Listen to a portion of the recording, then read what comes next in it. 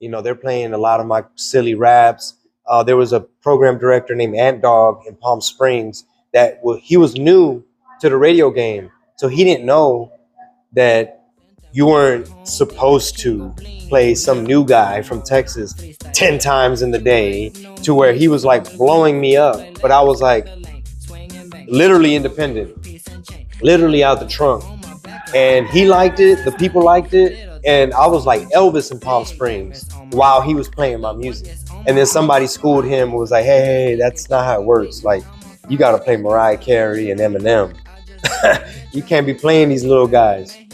You know, I don't think a lot of people, well, it's much different now because we have, streaming services and everybody can get their music out nowadays.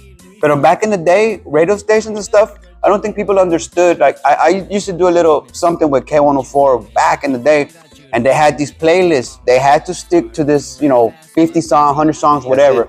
And only on a Saturday night jam, whatever, they can kind of freestyle it. And even that went away for most radio stations. Like these mix show, the mix show freedom. So exposure for local artists on radio, man, it was really hard. It was really, really hard. And then you got cock blockers. Homeboy was playing your music, and then they tell him, whoa, hey, I see no sound. You don't do it like that. We don't do it like that.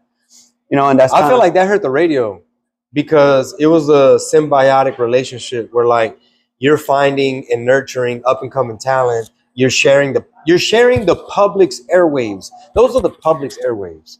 And I feel like it bit the radio stations in the ass, because I don't listen to radio no more. Yeah. It's like, what's the point?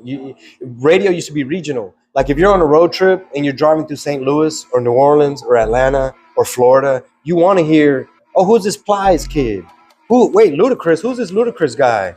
I wanna lick you from the head to the floor. It's like something new. Who are these St. Lunatics guys? And oh shit, they're playing bounce music in New Orleans. Who's this Fifth Ward Weeby guy? And then next thing you know, it just all blended into one programmer programming the Mockingbird for the country.